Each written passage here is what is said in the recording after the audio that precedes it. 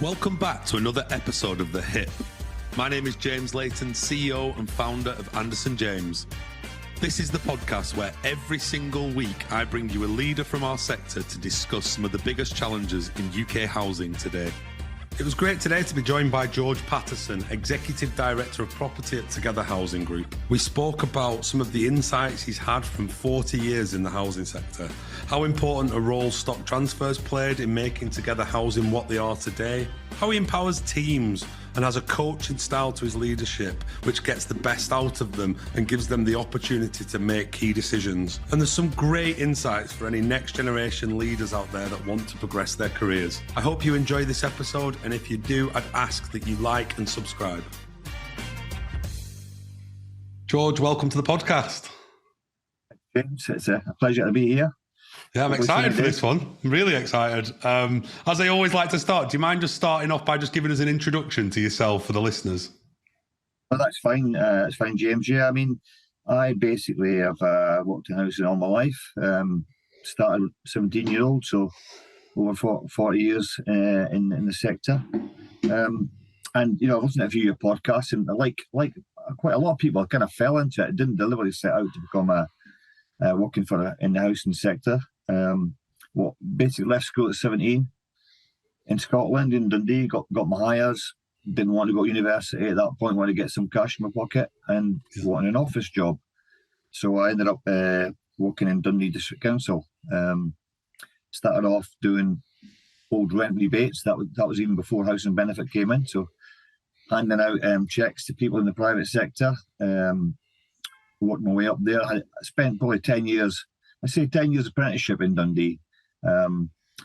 Became a housing officer, worked in some of the, I won't call them dodgy estates, but one of the biggest estates in Dundee was called Scarring. There was about 4,000 blocks there. Worked there. That was really tricky.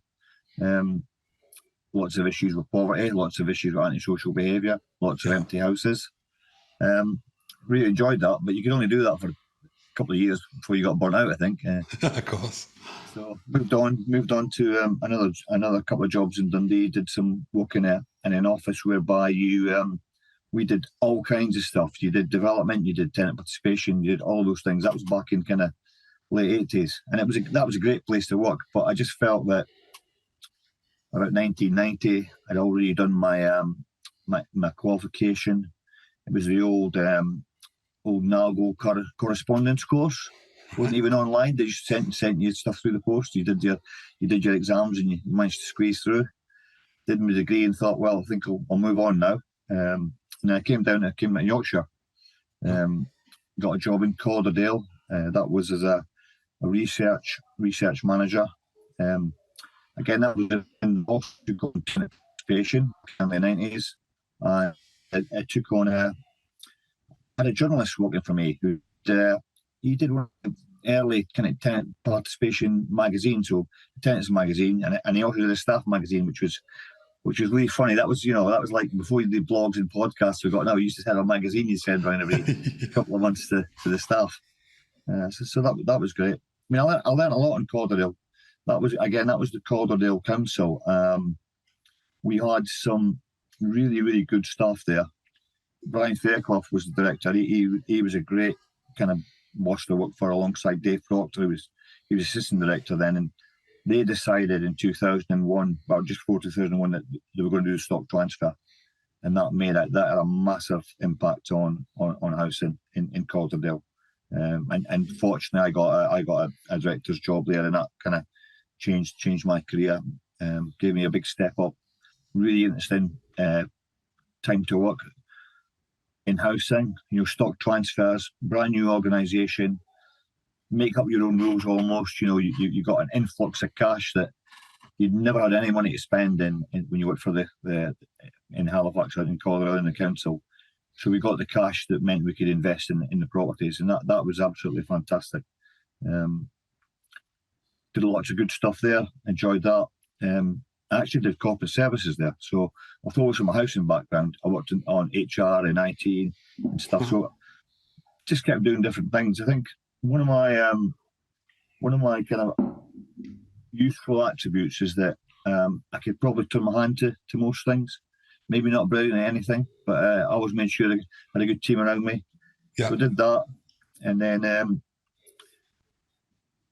Pennine Housing merged with Prospect and Chev to become Together Housing in 2011, and taking it from there. So, yeah. Nice. Lovely. We'll get into all that, I'm sure. But I mean, one thing, surprised after now meeting you, but 40 years in the sector, I suppose there'll be loads of fundamental changes in that time. But what are some of the key things that have happened and changed in that period, would you say, that have been game changing or evolutionary for the sector, would you say? Yeah, that's really interesting, because when I joined housing in 1980, believe it or not. So Right to Buy had just come in then. So Right to Buy, and that was a bit of a game changer in itself. I wasn't aware of that at the time, that how big an impact Right to Buy would have on the sector, because council housing was fairly strong in 1980, but through the sales of Right to Buy, which good idea in theory. It helped a lot of individual people, but it didn't help councils. It didn't help the social housing sector. It took a lot of the best stock out and weren't able to replace that stock because of the funding regime. So that was a fundamental kind of change that almost saw the kind of death knell of council housing as it was, back in the day, if you like. And then what came when the stock transfer movement came in, housing associations were growing stronger and stronger through the 80s and in the 90s. And then when the LSVT movement came in, that really helped to unleash a lot of private sector cash and bring that into housing. And prior to that, housing was going, council housing certainly was only going one direction. It was getting worse and worse. More and more properties were being going into disrepair and being demolished. Stock transfer and that whole thing really kicked in a massive influx of private sector funding that meant you could actually spend money and do things that you want to do. So, I mean, that's a big. The other big change from when I started is technology. I mean, of course, unbelievable. You probably won't even know this, but back in 1980, computers, we didn't really have computers. The mainframe, basically the typing pool ruled the roost then. There were no emails. You had to wait like days to get the typist to type your letter in. You'd send a letter and a week later you get a letter back. None of this emails where things are sorted in like 10 minutes. Yeah. So the pace of stuff was unbelievably slow. And that's probably a key change.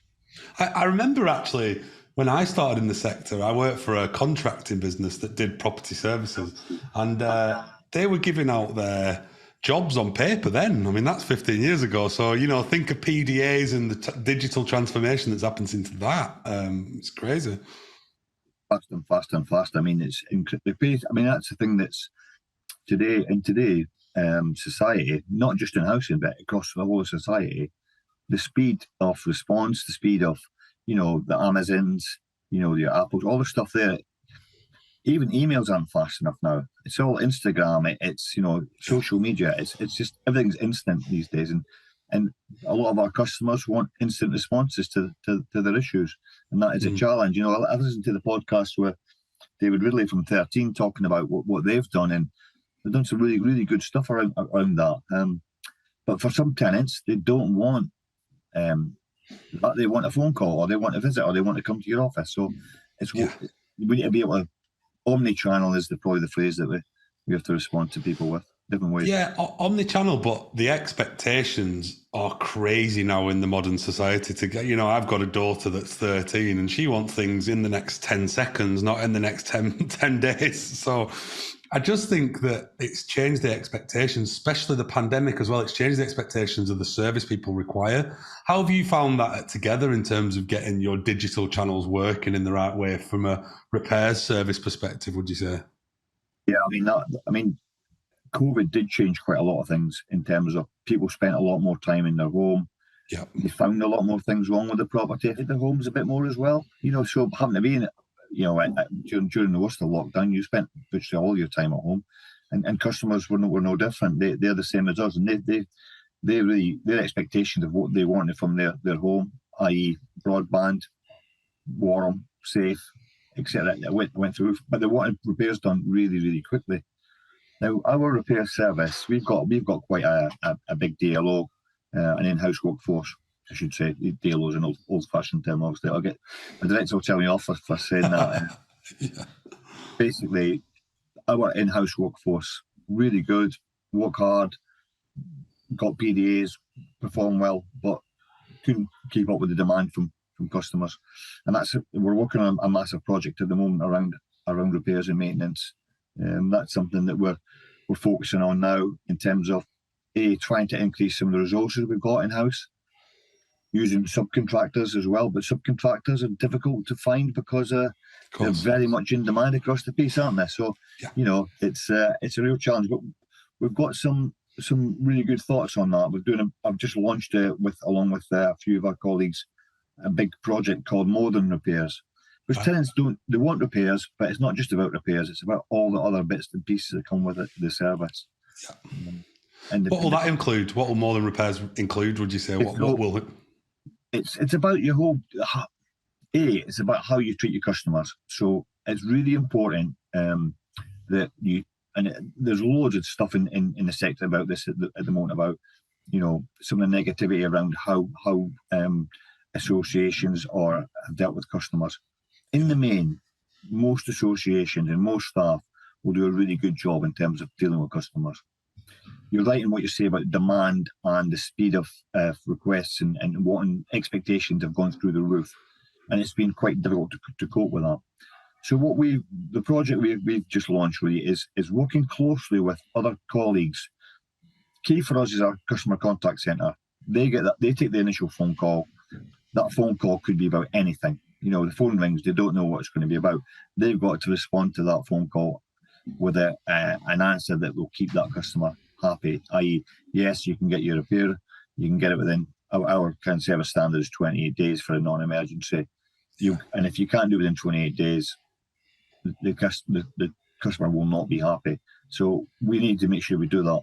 As well as looking at repairs, there's stuff recently around damp mould condensation. Our repairs team are the eyes and ears of the organisation in the main. Yeah. Anybody who goes into a tenant's home needs to look after not just the repair. Is there any safeguarding issues? Is there, poverty issues? What's going on in the home that we can help someone with? Have they got debt? Have they got income issues? All those kind of things. So it's much more than the service we want to provide is when we knock on that door, we get into that property. It's a holistic support if we can. Yeah, you might be there to do a repair, or you might be there to do a gas safety check or something else. But think about the whole environment that individual's living in. Because some of our tenants, and this applies across the sector, are living in real poverty at the moment.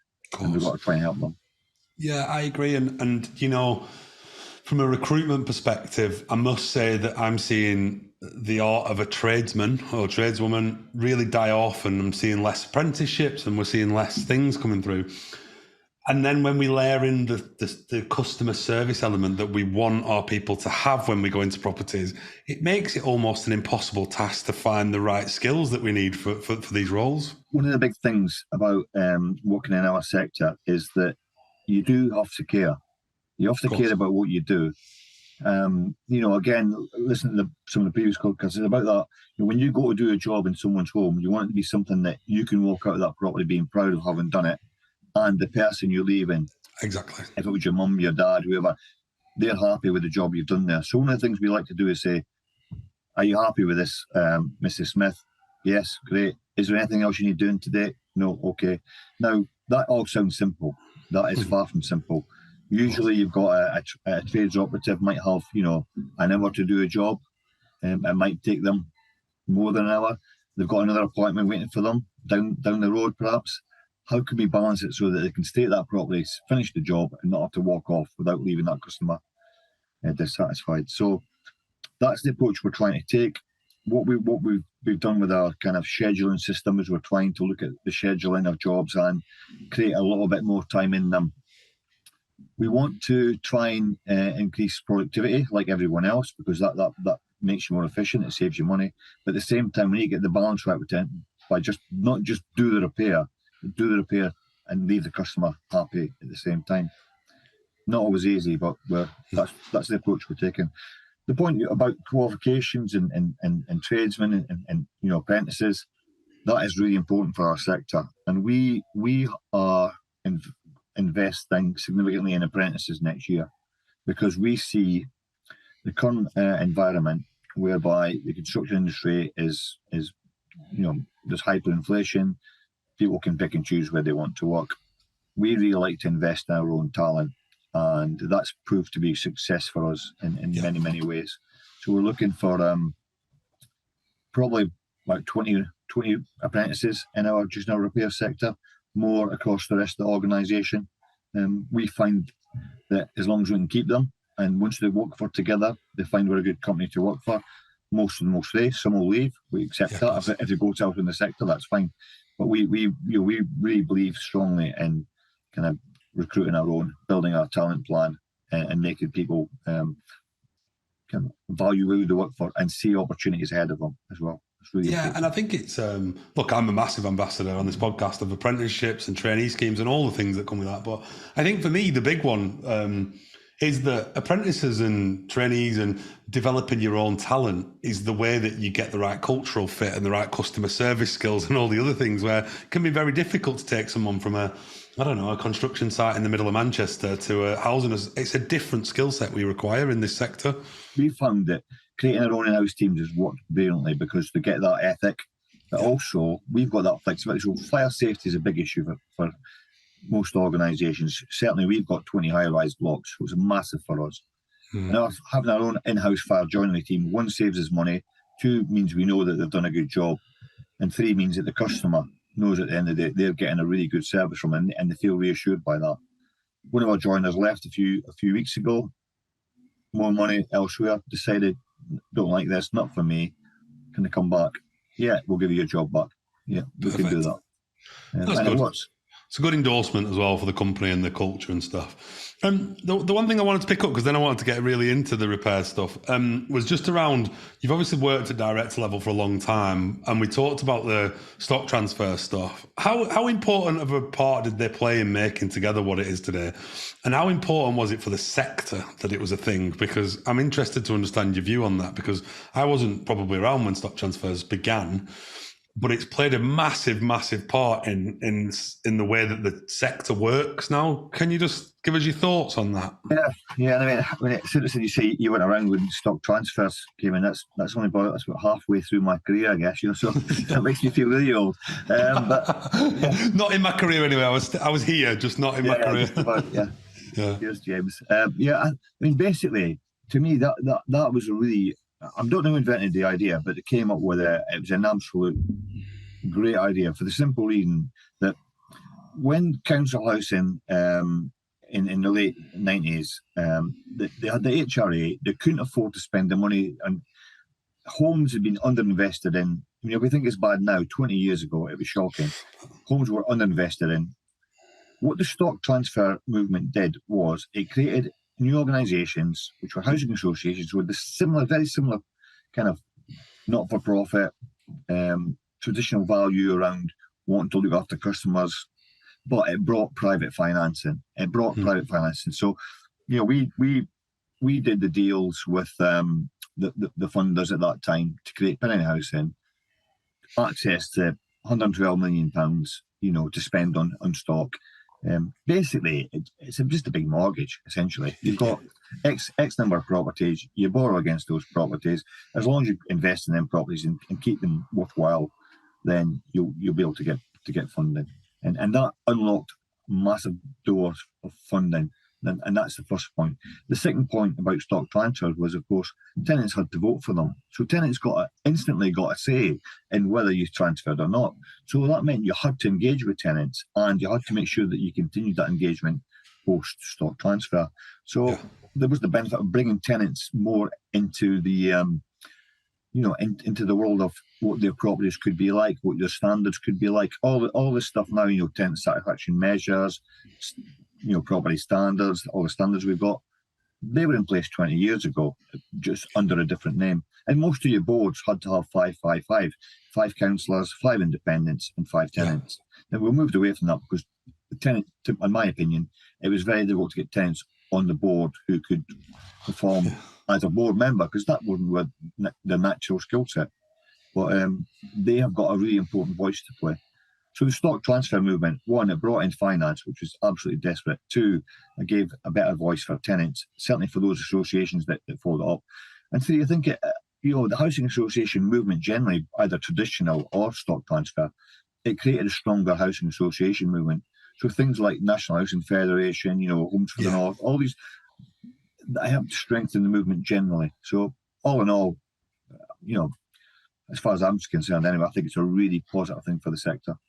Yeah, it sounds it. And it's fascinating that what would have happened to the sector should it not have come in, because clearly where would the investment, it's difficult to understand what would have happened without it.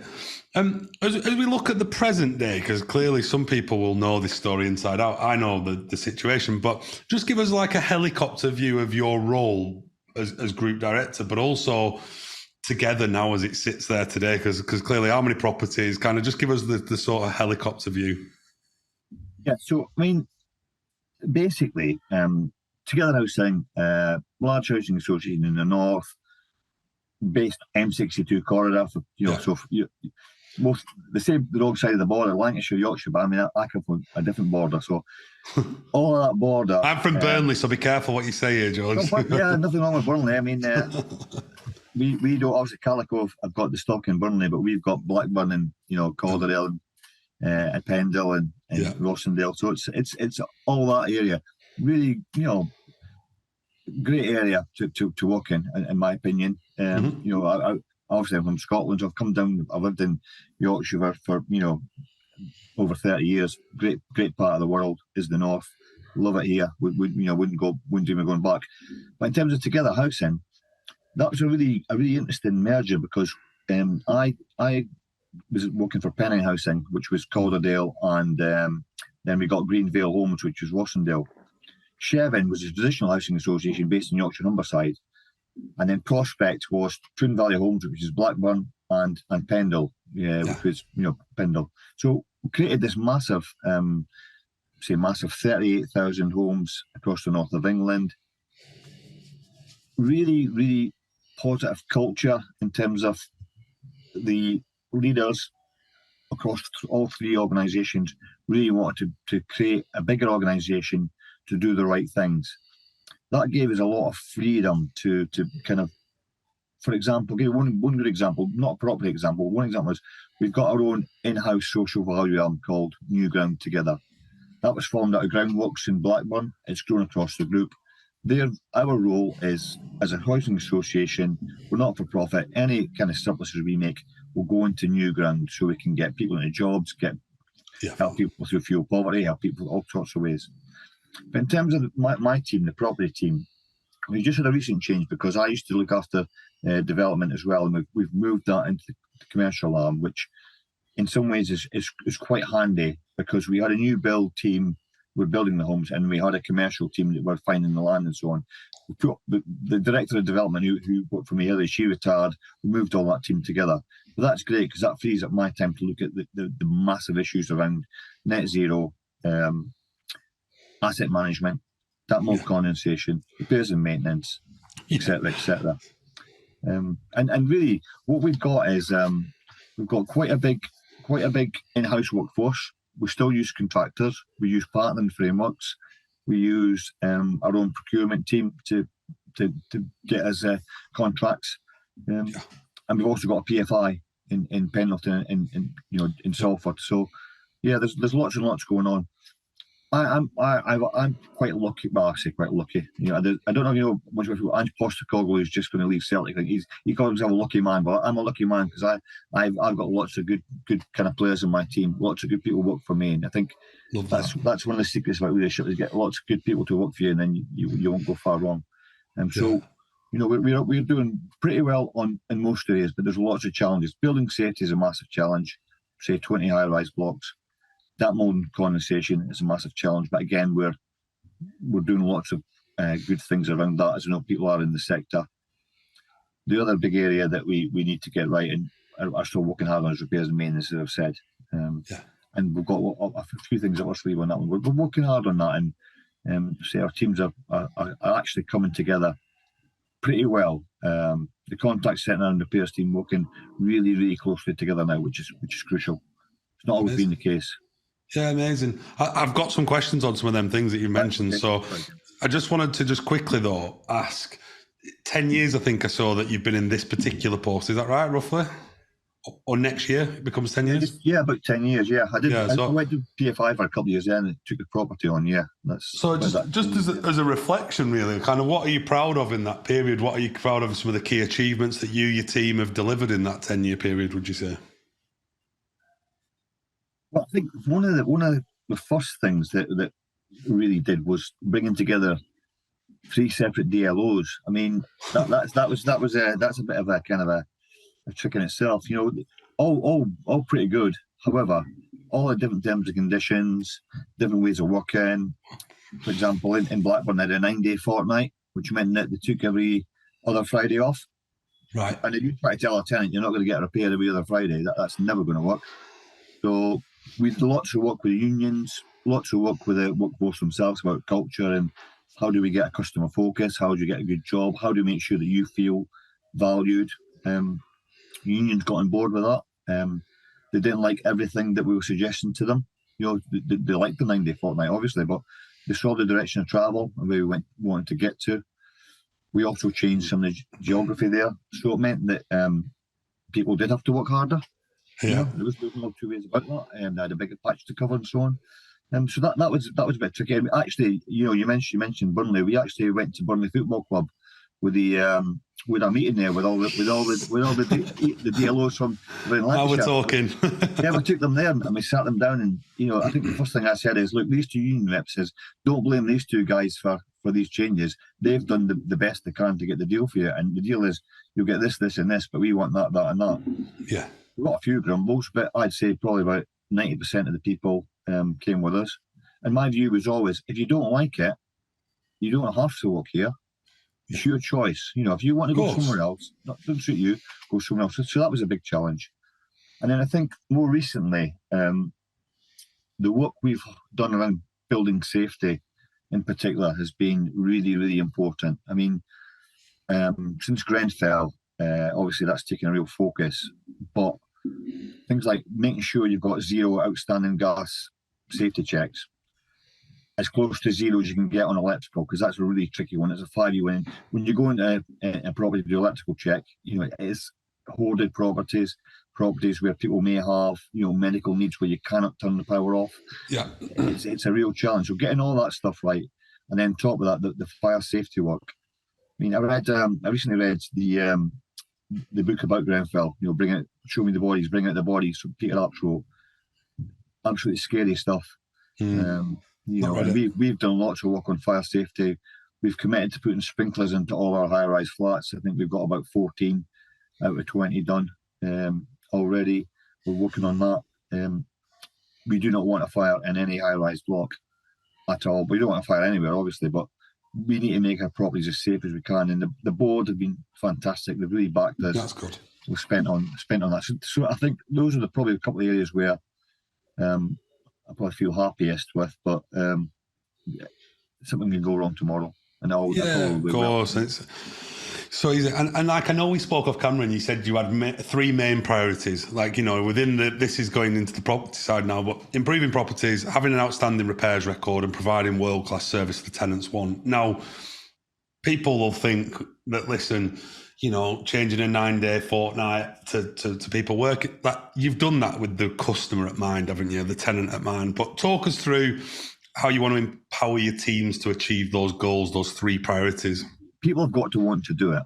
You know, you know, if someone doesn't want to go and work past the finishing time to finish a repair for a customer, they're not going to do it. They'll clock off early and they'll go home. They've got to want to do it. And part of our approach is, it's not just about the skills that people have, it's the attitude they have.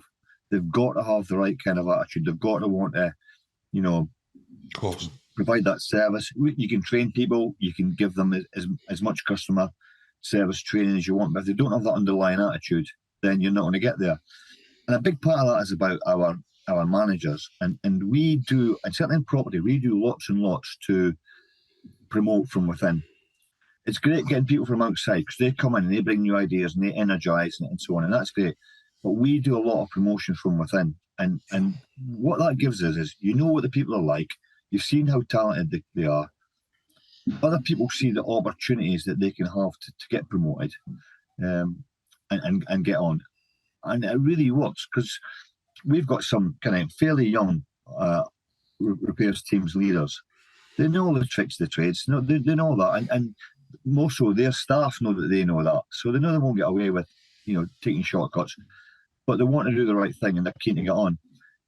And because we've got some really good examples, there's a young lad. He's probably in his 30s, but he's now kind of a senior level in the organisation. He's come as an apprentice electrician. He's worked his way up through attitude, skills, and just being a bit smarter and helping us. And that's worked really, really well for us. And if people aren't willing to do that and they aren't willing to get on, if they're happy doing their job and they do a good job, that's fine. But we don't mind that. That's great. And the big thing that stands out for me is certainly in our repairs team, we've got a lot of sons and daughters actually who've come and worked for us because their dad or their mum has said, something, it's a good job, you'll enjoy it, and some of them are now working and managing their dads or their mums or vice versa, are doing great. And I think that's a good testimony for the organisation. We do get that. Yeah, no, it's great. I think it's nice to have them three priorities. How important has that been to focus your teams and to focus the minds of your people as well? Because sometimes we forget vision's very important for those that work for us in leadership, don't we? You've got to keep it simple, haven't you? I think having those three priorities, they're pretty simple. They're pretty simple to understand. I don't think you can disagree with them. I don't think anybody could disagree with them. I think people would, if you put housing to one side, I would say, look, having a world-class service for customers, that could be any organisation. Of course. Being the best, we want to be the best landlord we can be. And that's what we're going to talk about this later in the year at our strategy session with our board. How can we become the best landlord we can be? And there's three things. There's getting the people right and getting the people the right attitude, the right skills, the right approach, getting the processes right. And we don't always get them right. And that's one of the things we're focusing more on is processes and getting the technology right. And we think if we get those three things right, you'll kind of nail it. Yeah. The people were there or thereabouts. The processes, a repair should be an absolutely simple process, but often it's not. So we need to work on our processes and always do it with the customer in mind. So that's where we're working. Yeah, and this is big on my agenda at the moment, and in certainly the conversations that I'm having, is that we've got a housing crisis. We've had one for some time now. It's getting worse and worse as the years go on, being honest. But how important is it to get the balance right between investing in our current housing stock and maintaining our current housing stock and building new homes for the future? Because I think sometimes we hyper focus on one side of that coin and forget the other side. But how important is the balance, would you say?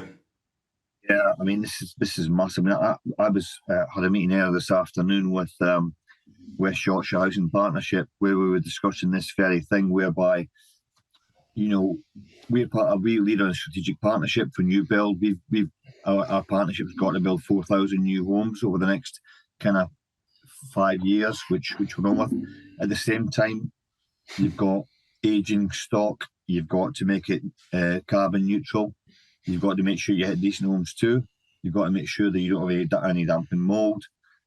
You've got to make the homes, safe, warm, comfortable to live in. It's a really difficult balance, and you've only got a finite resources, obviously. But we it's important. We can't not build new homes. Just to invest all in it. So it won't work. The financial model won't work. You need new homes to generate more income. That's for sure. You need new homes to give tenants the opportunity to live in better places. Yeah, I agree. So it's getting that balance right. Where the Homes England have just published their strategic plan, and I think the word regeneration is mentioned about 58 times in that document. So regeneration is a great answer. You need the funding for it. One of the projects I've been involved in over the past probably 10 years is we emptied 3 high-rise blocks in Halifax in around 2004. it took us until about 2018 to be able to afford to demolish them. And that was when Together got formed. We had to find funding available. We needed funding from ourselves, from Homes England, from the West Yorkshire Combined Authority, the council to chip in some land. Yeah. Then we made it work. But it's taken us 14 years to get there. There's a balance to be had, and it's a line that we've got to kind of, it's a tightrope we've got to walk on. But you can't stop new build because we need new homes. Yeah, no, I agree.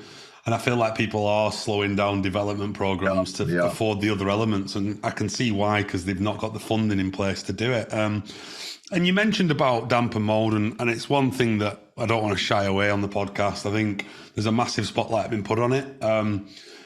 Rather than talk about damp and mould, it's obviously a massive issue. Do we need to go back and review the Decent Home Standard again, do you think? Or do we need to do something to start looking at what is that standard? Do we need to refresh what our guidelines are for Decent Home Standard? I mean, I think you're right, James. And there's consultation now on Decent Home Standard 2, which we've seen three quarter of that. The ABC are out. We've had a look at it. I mean, in some ways, we do need to look at that. The point about decent homes is basically we've got a duty to provide safe, warm, comfortable homes to tenants, irrespective of what standard the government says. You know, and I go back to stock transfer. When you do stock transfer, the reason to do stock transfer was to hit a decent home standard. Well, even the phrase decent homes doesn't even sound very good, does it? You know, I live in a decent. Who wants to say I live in a decent home?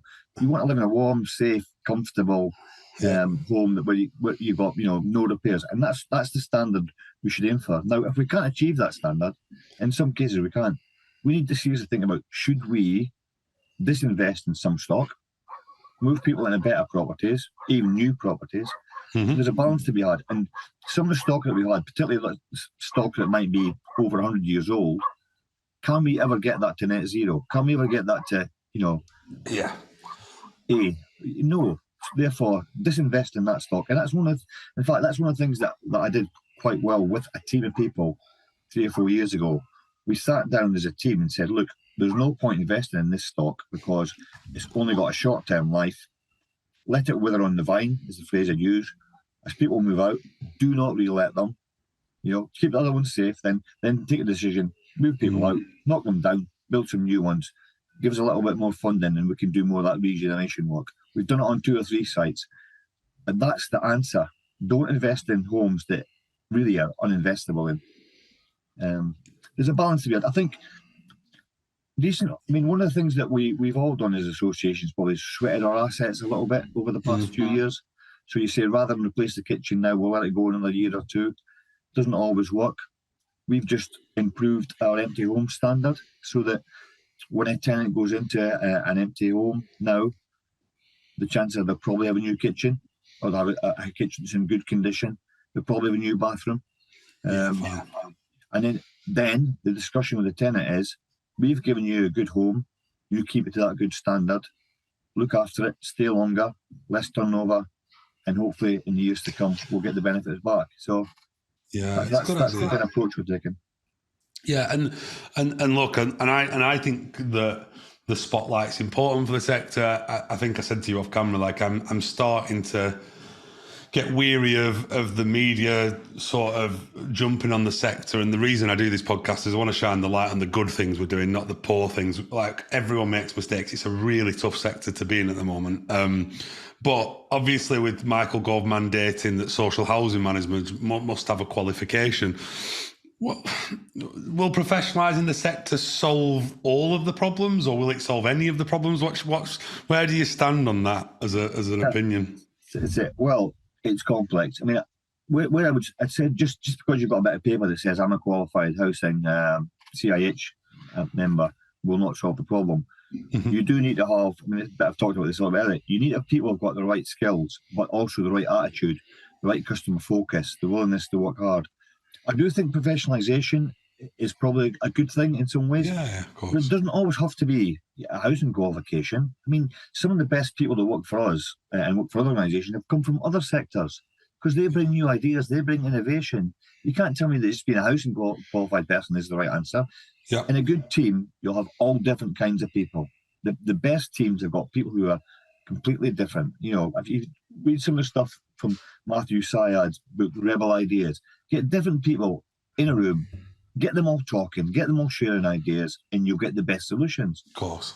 And I think that's one of the things that I think I'm pretty good at. I will say something that somebody will disagree with, but they'll feel I don't agree with that. I'll say something, and then somebody else will say something, and by the end of it, you've got a great solution. Well done, guys and girls.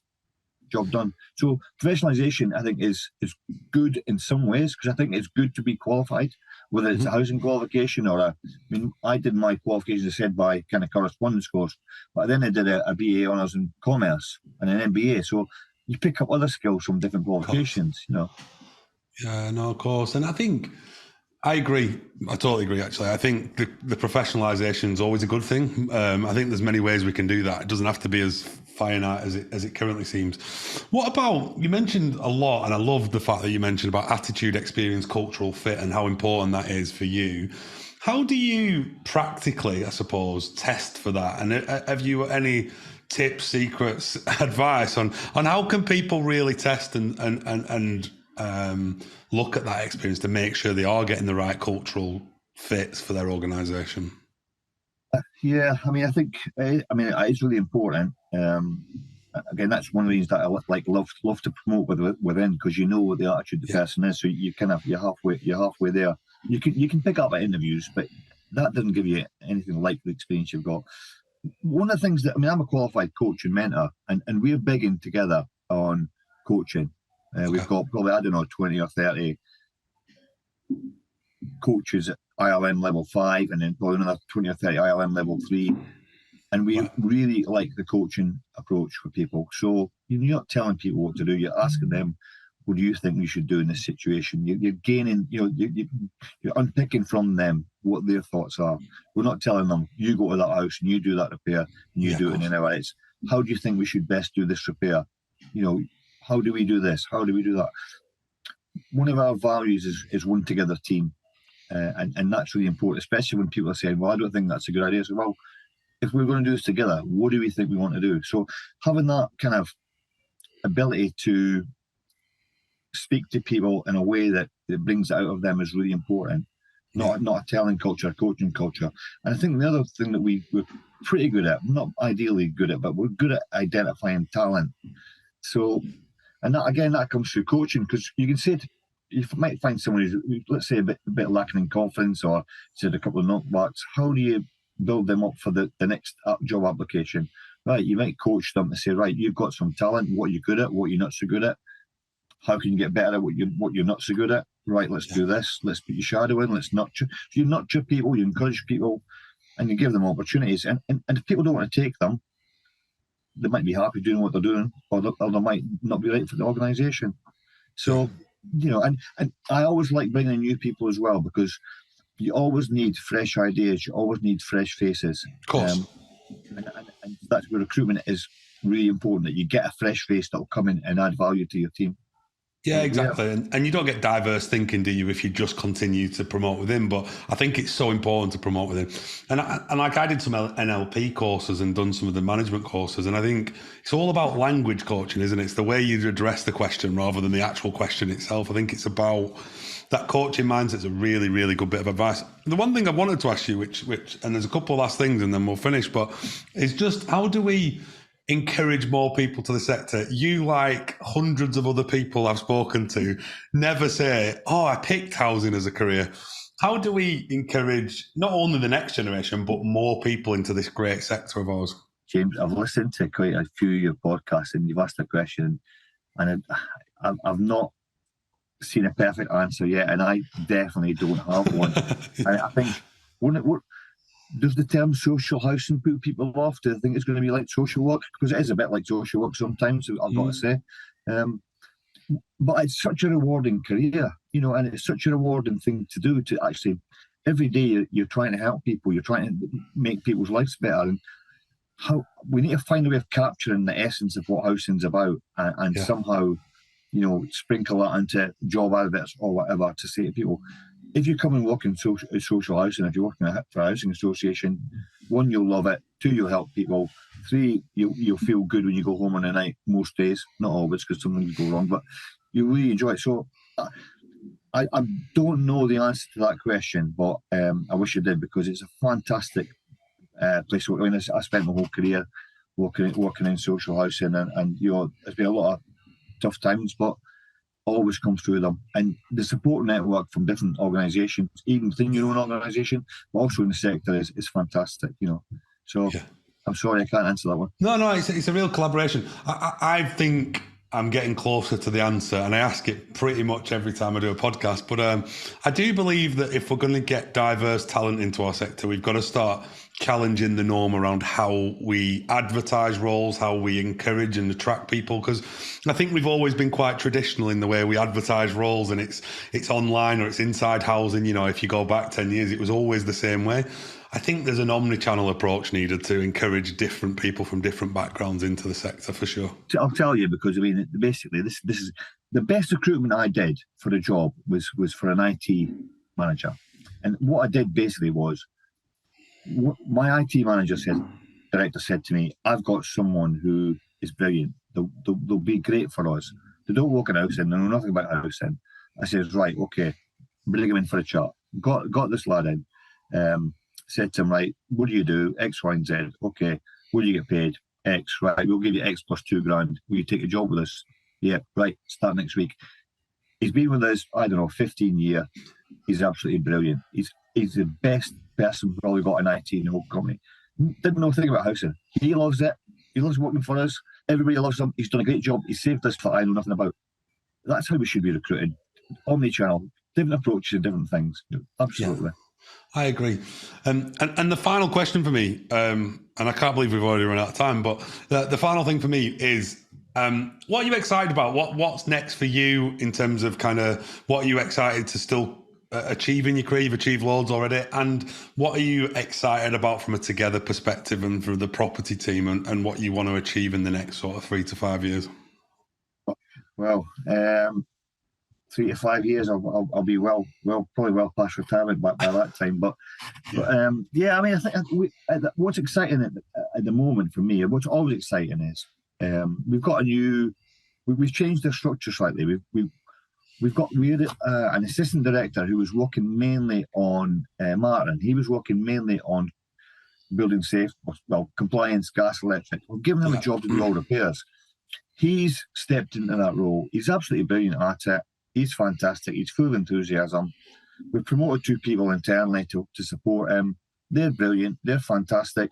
They're really changing things around kind of the culture. They're really improving the culture, but they're also bringing a focus to certain things. So one example on that is, emails were a nightmare for our repairs planning team. They're about 600 emails on a daily basis or whatever.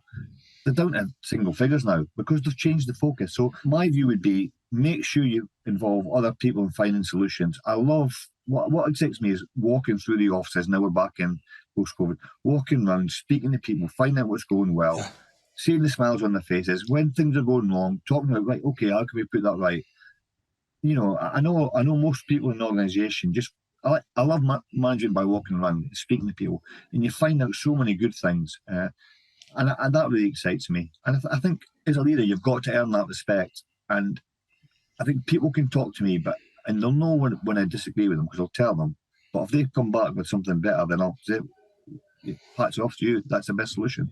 So I think always, be open to that kind of fresh thinking. And every day is a challenge. Every day is different. That's what I like about housing. Every day is different in my job. It's I don't know what's going to happen tomorrow. I know where I'll be going. I'll be going to Blackburn tomorrow, but I don't know what I'll be doing. I'll find out when we get there, probably. A couple of meetings and see what happens. Yeah, I love that. I mean, firstly, from me, George, I want to say thank you for coming on. I think you've got a really refreshing way to leadership, which is nice to see, the coaching ability, the way you manage teams, the way that you take all ideas on board to create your business is unbelievable. And I think 40 years in the sector and had such a great career in one organisation, albeit through loads of different transitions pretty much for the last period. Yeah, brilliant insights and can't wait to release it. And thank you so much for coming on. Thank you for listening to another episode of The Hip. If you'd like to hear more from us, please be sure to follow us on your favourite podcast platform. We are also running a 30-minute clinic free of charge to any clients that want to recruit in a more inclusive way. For more information, please reach out to us on our website, andersonjames.com.